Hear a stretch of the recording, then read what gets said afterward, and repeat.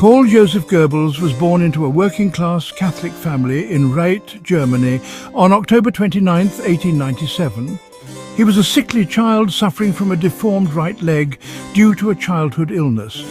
Goebbels excelled academically, attending a gymnasium, where he developed a love for literature, particularly German Romantic writers. His academic talents earned him a scholarship to study at the University of Bonn in 1917. Initially, he pursued a degree in theology, but later switched to history and literature.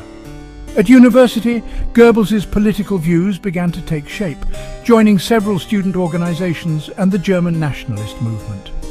In 1921, Goebbels completed his doctoral dissertation on Wilhelm von Schütz, a Romantic-era dramatist. Despite his academic achievements, Goebbels struggled to find stable employment, working briefly as a journalist and private tutor. Goebbels' rise within the Nazi Party was meteoric. In 1926, Hitler appointed Goebbels as Gauleiter of Berlin, giving him control over the party's activities in the capital. Goebbels used this platform to organize rallies, disseminate propaganda, and incite violence against political opponents. He became a master of using new media, such as radio and film, to spread the Nazi message. Goebbels understood the importance of controlling the narrative and creating an atmosphere of fear and adulation around Hitler. He staged elaborate rallies to project an image of Nazi strength and unity. Goebbels also played a key role in shaping the Nazi Party's anti-Semitic policies, using his propaganda machine to demonize Jews. In 1933, Hitler appointed Goebbels as the Reich Minister of Propaganda and Public Enlightenment. Goebbels used his power to censor dissenting voices, promote Nazi ideology, and create a totalitarian state.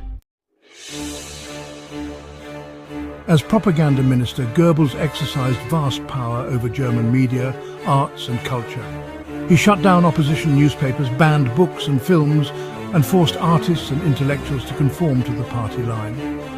One of Goebbels' most effective tools was the radio, which had the power to reach millions of Germans in their homes. Goebbels established the Volksempfänger, a cheap, mass-produced radio that allowed Germans to tune in to Nazi broadcasts. Through radio, Goebbels could spread propaganda, deliver speeches and control the narrative of events. Film was another powerful medium that Goebbels exploited, producing and distributing Nazi propaganda films. These films often glorified the Nazi regime, demonized its enemies, and promoted themes of racial purity and national unity. Goebbels' propaganda machine was highly effective in shaping public opinion and solidifying Nazi control over Germany. His methods, which relied on fear, intimidation, and emotional manipulation, proved to be a chillingly effective blueprint for totalitarian regimes. Goebbels' relationship with the West was complex and often contradictory. He admired aspects of Western culture, particularly its technological advancements and propaganda techniques. Goebbels closely studied the work of American advertisers and used their methods to craft persuasive messages. He recognized the importance of winning over public opinion in the West and often tailored his propaganda to appeal to foreign audiences. On the other hand, Goebbels harbored a deep hatred for democracy and liberalism, viewing them as decadent and weak. As the war progressed and Germany's fortunes declined, Goebbels' tone towards the West became increasingly shrill and desperate. He accused the Allies of waging a Jewish Bolshevik war against Germany and called for total mobilization of the German people.